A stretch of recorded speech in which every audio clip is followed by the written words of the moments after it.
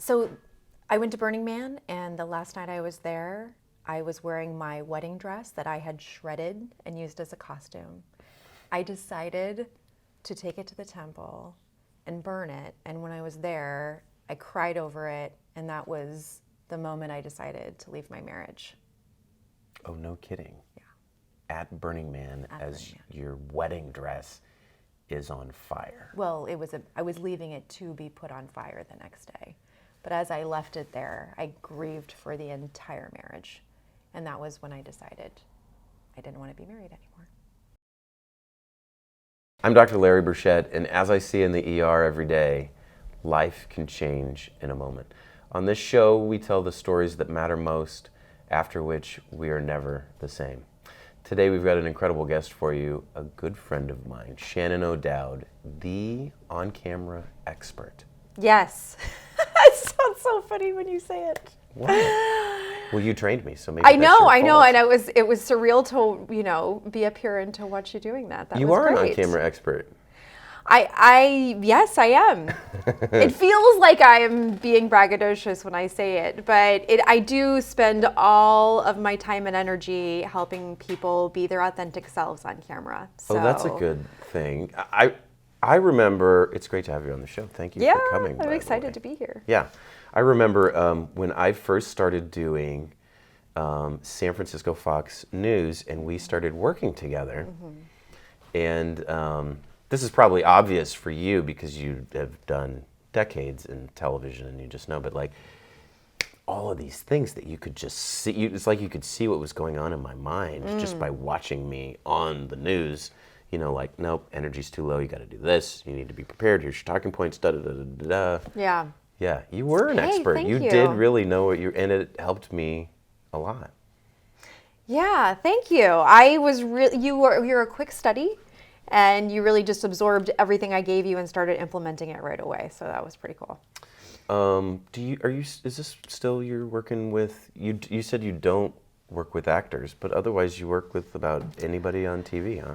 I work with everybody on TV who needs to do an appearance where they're going to be themselves. So I do work with actors when they need to do a press tour or some sort of publicity appearance. Oh, as themselves, as not themselves, acting somebody else. And those talking points are uncomfortable or they just don't know how to handle press appearances. But anytime anybody has to be on camera and be themselves for an appearance, that's kind of where I come in. Maybe I'm like getting off topic, but when you say that, part of me gets a little philosophical and is like, but aren't we always acting a little bit, even when we're trying to be our true selves? So how, is that like part of what you do? He's getting deep on us really quickly. Well, I'm feeling it. Yeah, I mean, you have different versions of yourself. Like who you are with your grandma is not who you are with your lover or your best girlfriend or best guy friend from college. It's going to be different than you are with your parent. That that together. It was gross, yeah.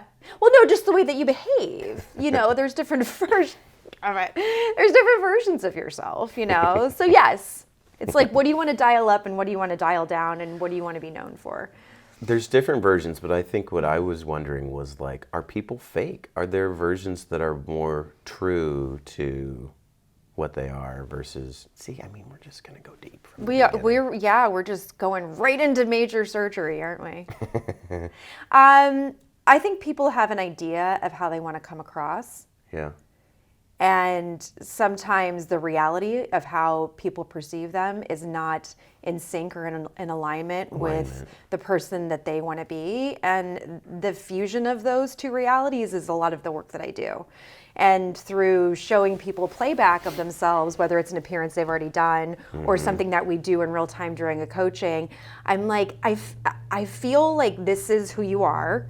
I feel like this is kind of what you want to be portraying, but we're kind of over here. Like how I think we can dial this up and dial this down and you might be more in alignment with what you actually want to put out in the world. And that like how to do that. And it is slightly a technical medium, right? It's a technical medium. What do you mean technical?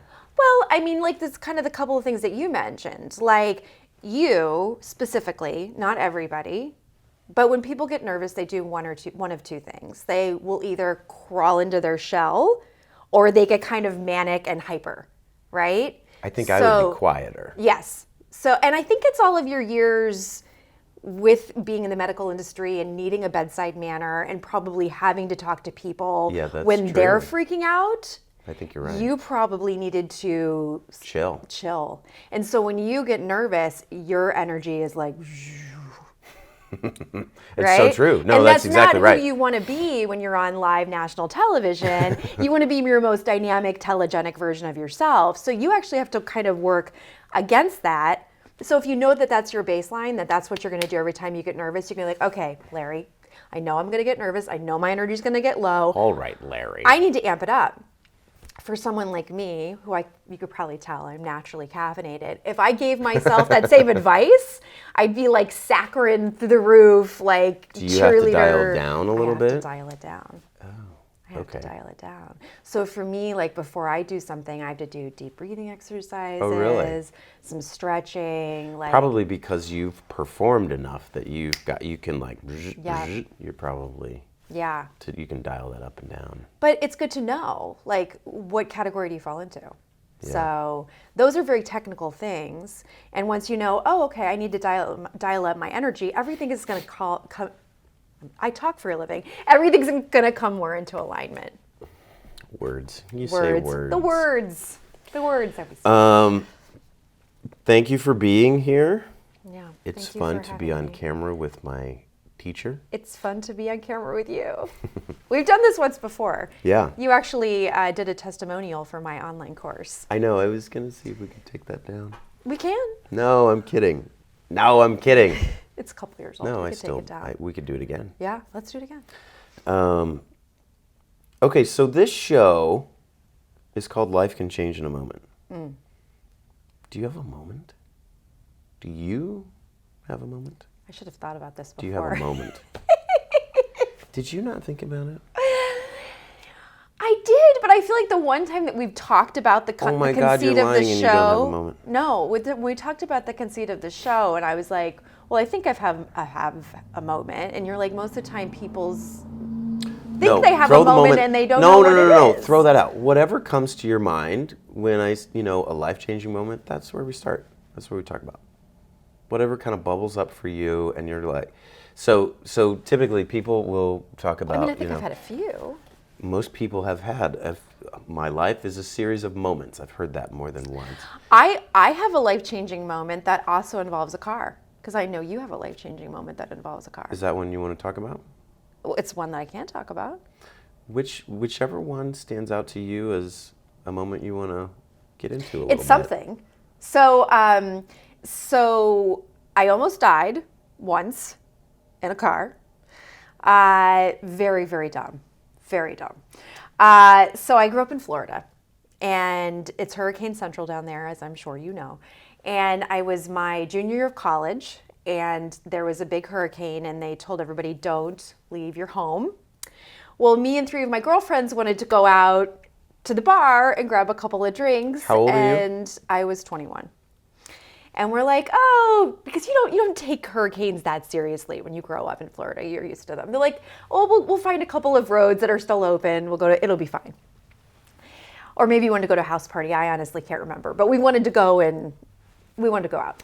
So we're driving down a road, and the cops have cut the road off because it's flooded. And we're like, oh, okay, well, we'll just go around. Like, the parallel road to that wouldn't also be flooded. Mm-hmm. So we detoured, and then we went down a parallel road, and then all of a sudden the car went, and we were like, within seconds. Underwater? Oh, wow. Up to here.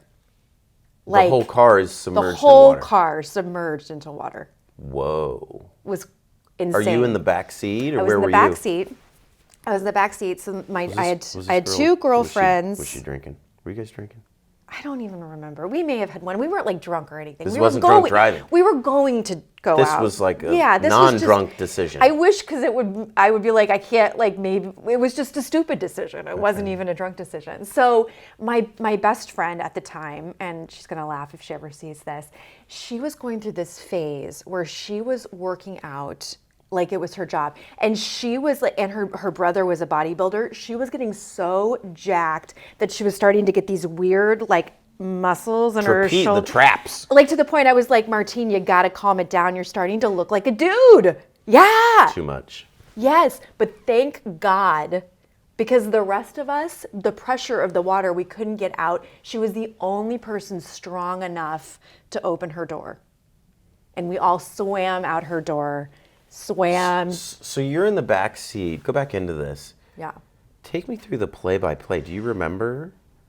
Oh, we're driving. Okay, we're gonna go along. Yeah, and then I like remember all you of just it. was like, It was in seconds. it's like take me through I that. remember the car, like it felt You like the car tried went doot, doot, and then we just went. And you're like doing this to We the were door all and it's not trying opening? to, none of the buttons were working to open the Why wasn't windows. the door open? It was just too much pressure from the water. Was and water in the car? Were the windows well, down? yeah, the water was starting to get into the car. But the windows were up and The it was like windows were up. starting to seep. It was starting but to seep so somehow you in. just couldn't put the door We open. just didn't have the strength. It's like to one of get, these movie yeah, moment, absolutely. And my She's in the front jacked seat? best friend who was sitting next to me, in the back seat. yeah, was the only person strong enough to get her door open. So, yes, That's crazy. it was just one of those moments, and it was Tallahassee, so it was kind of, I went to Florida State. It was kind of hilly, so we swam up to a hill and we just looked down at the car and we were just like, This is a hurricane. holy crap, that just happened. Like, if my best friend wasn't working out like a crazy person, I don't think I would be here today. You guys really might have died. Oh yeah, You would have drowned. oh yeah. Oh. That freak you out? I need to call her and say thank you. Yeah, and you maybe start doing CrossFit. The benefits She's now of a being- yoga teacher, so she stayed in the fitness realm. Did that freak you out much? Yeah, I mean, yeah, it was definitely like the closest I can remember to ever coming to death. Did it change you much? I don't know. I don't know. What were you like at 21? Shannon O'Dowd. Smoking a lot of pot, drinking a lot of alcohol, Were you eating a lot of pizza.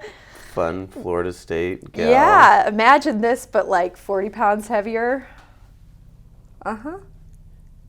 Yeah. I think I always had a lot of drive. I just hadn't figured it all out yet. Energy. Yeah.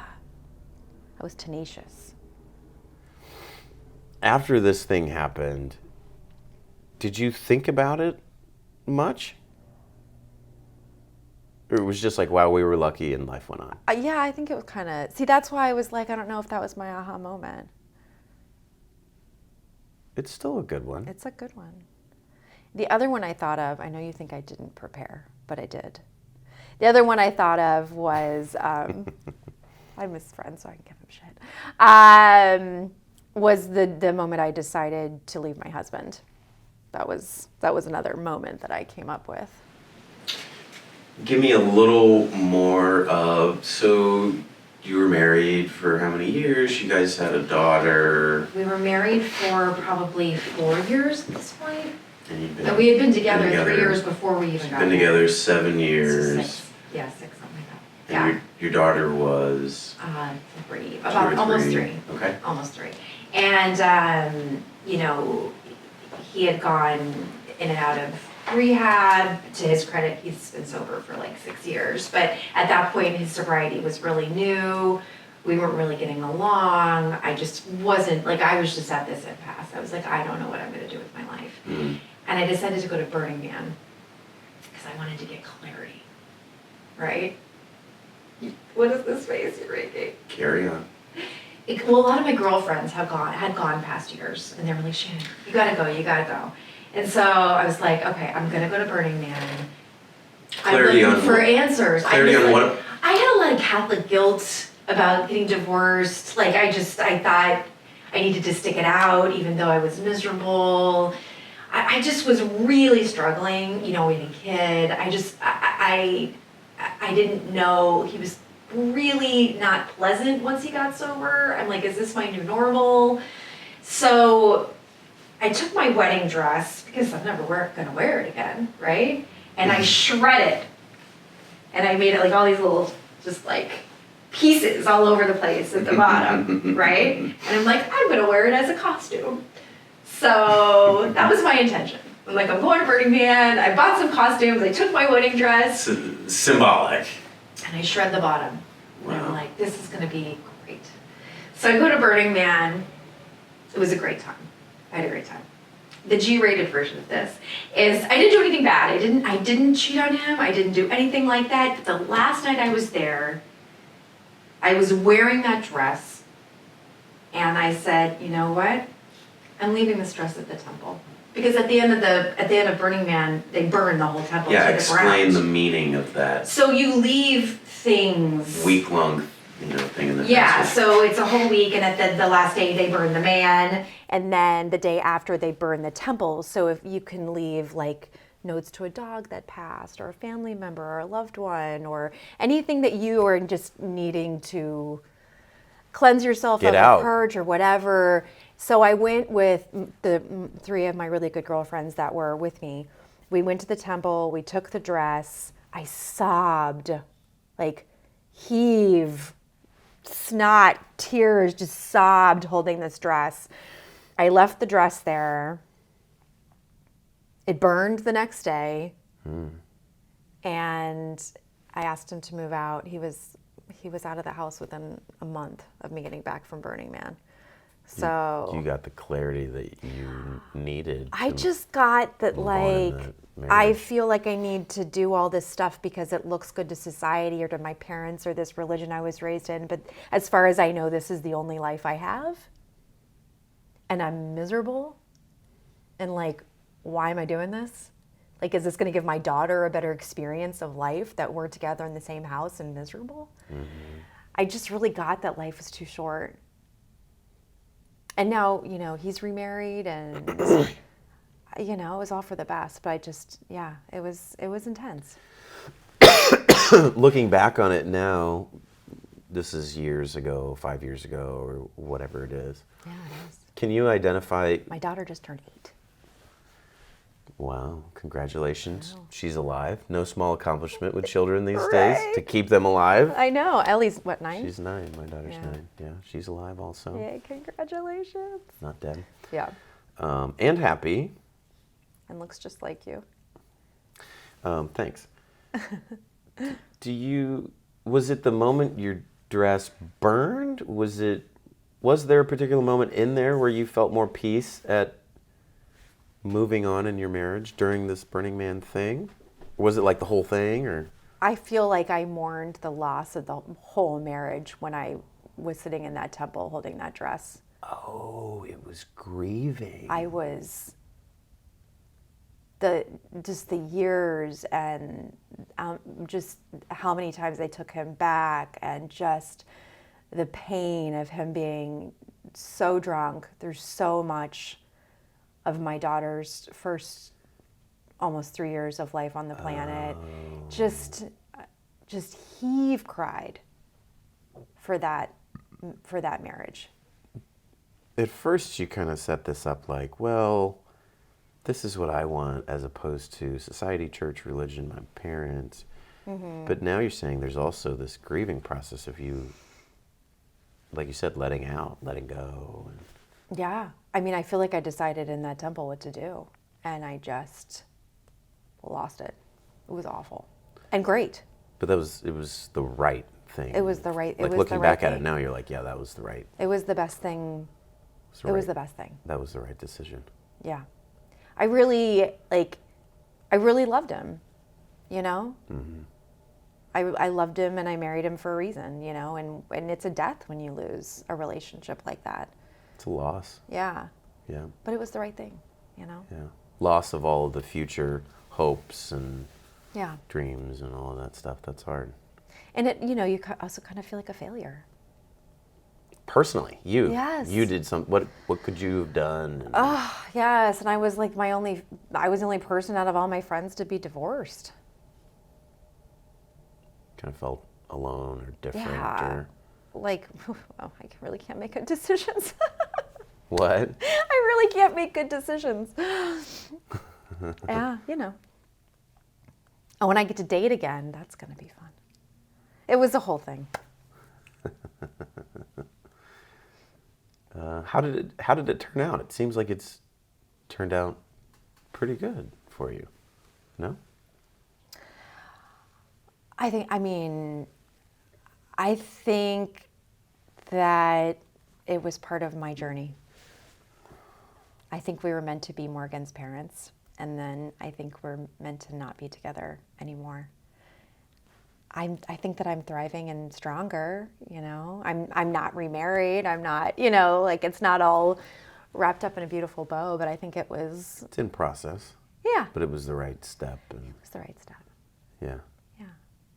This is the point in the show when I try to connect that somehow to your almost drowning. Oh, that sounds interesting. I know. I don't know if there's a connection, if I'm just like, my mind's like trying to make that happen. I don't think I'd heard that. I don't think I'd heard that part of that story before. The Burning Man story? Yeah, the Burning Man story. Did you ever go back, or was that like one and I did. done? Have you gone to Burning Man since? I went back one more time. For a similar clarity thing, or just I think I needed the completion of that story. You know, it was not, leaving my marriage was not an easy time. I got some blowback from some people that I thought were friends. It just, you know, I think I've talked to you a little bit about some of that stuff, but it was not an easy year. It's not easy. It was not an easy year. Yeah. And it was a very painful. I think getting divorced, you know, they say like buying a house is really tough. Having a baby is really tough. Getting divorced is really tough. Well, I've bought a house and it was seamless. You know, having a baby, I had an epidural. It wasn't bad. Yeah. Getting a divorce was the worst thing I've ever been through in my life. Oh. Like, it was so painful. Oh. So I think I went back just because I felt like I needed to complete that circle. And the second time I went back, the first time it was so fun and amazing and woo. And then the last night I did that thing. And the second time I went back, it was like a lot of just like reflection and just being at the temple and just honestly tears. And it wasn't really a party for me the second time. It was more mourning.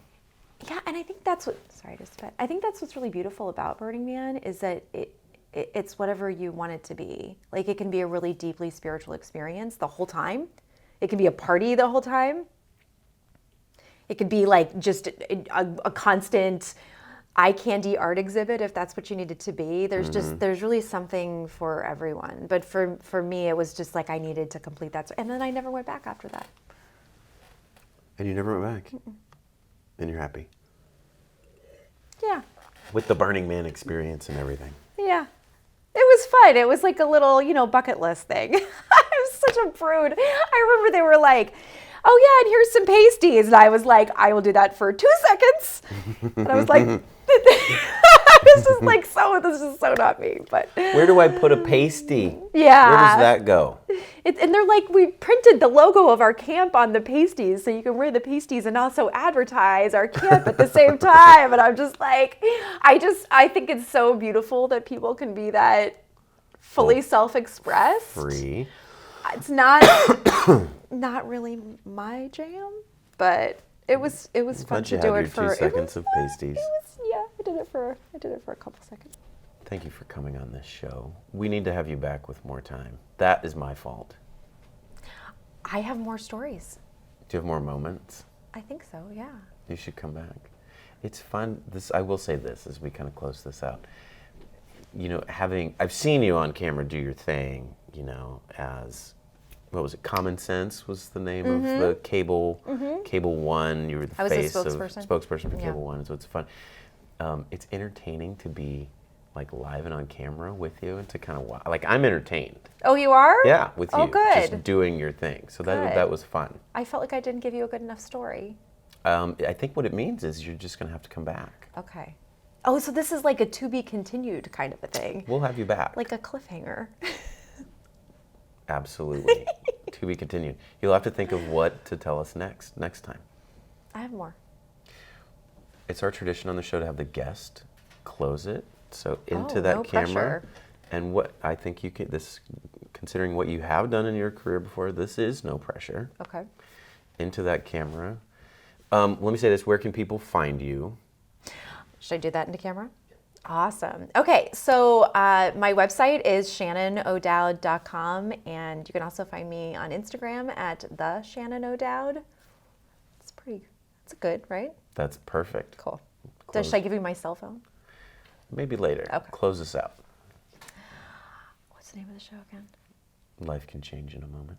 Okay. Thank you so much for joining us on Life Can Change in a Moment with the amazing Dr. Larry Burchett. And I'm Shannon O'Dowd. Appreciate you watching. We'll see you next time. That was so incredible. I want you to screenshot something you liked on here or record a video and post it on social media.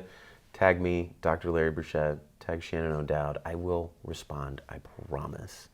Thanks for watching the show. Please subscribe on iTunes and YouTube. We will see you next time. So I am here today with Dr. Larry Burchett. He is an emergency room doctor as well as a media contributor and overall amazing person and a good friend of mine. I just wanted to chat with you a little bit. You have such an interesting story. First and foremost, I love how you kind of decided that you wanted to get into medicine.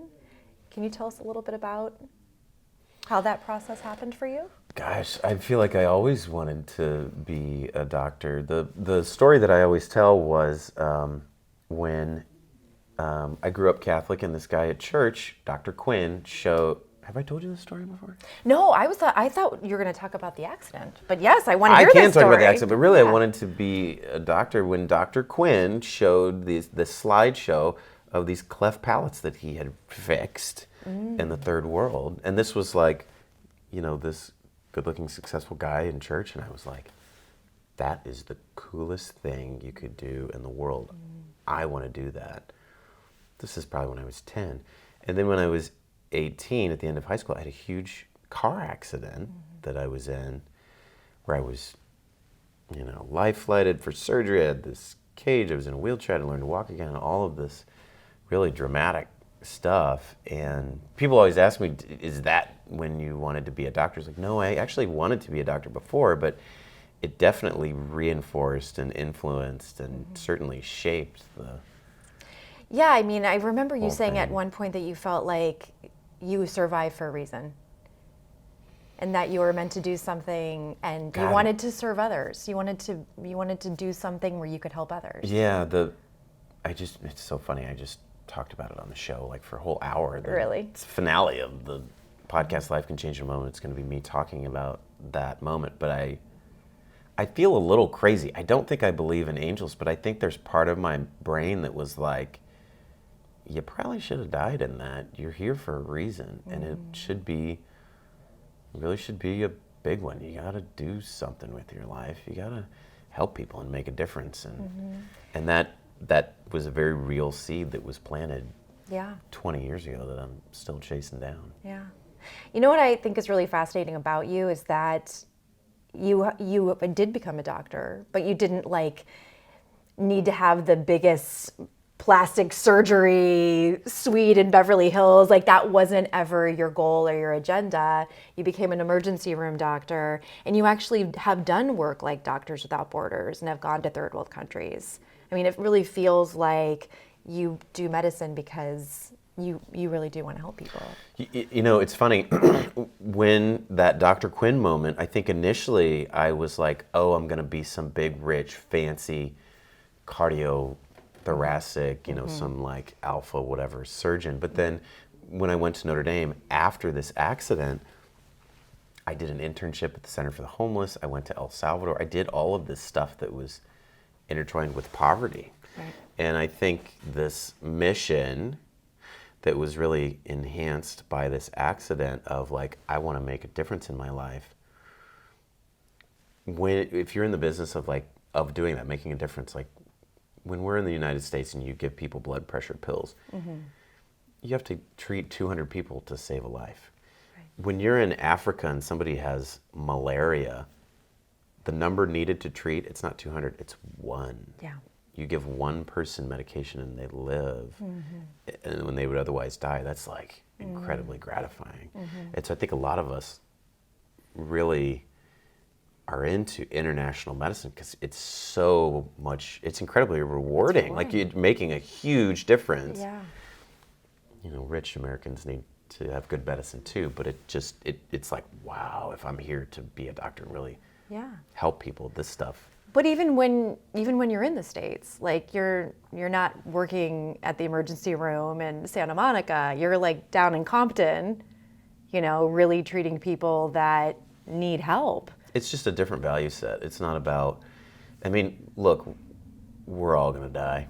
Yeah. And you can chase mansions and Ferraris and whatever, and if that's your thing, do it, you know? And I want everybody to live their own life and buy what's important to them. But I think there is an added satisfaction literally getting your hands dirty, rolling your sleeves up. I mean, that's the mission of doctors. I never did Doctors Without Borders. I want to one day. Yeah. But that's their mission. Like, the mission of that organization is we go where nobody else will go. That's so badass.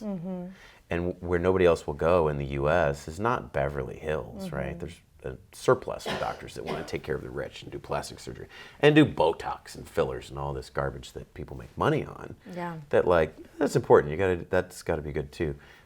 But it's totally different world to roll into Compton and try to make a difference there. Yeah. It's hard. And I mean, honestly, you were on The Bachelorette. Oh, a little transition there. It totally relates. You were on The Bachelorette. There's been so many people in the business that has wanted to make you like the hot, sexy doctor, has wanted to pigeonhole you into something that, I mean, could be attractive, but you've just stuck to your guns so beautifully about not wanting to sell out, not wanting to go that super Hollywood, materialistic, shallow route, but continue to do things that have real worth and value. So I think that's a real testament to your character. Yeah, it's funny you say that because that other path is very seductive. Yes. You know, the moment that I kind of learned this the hard way.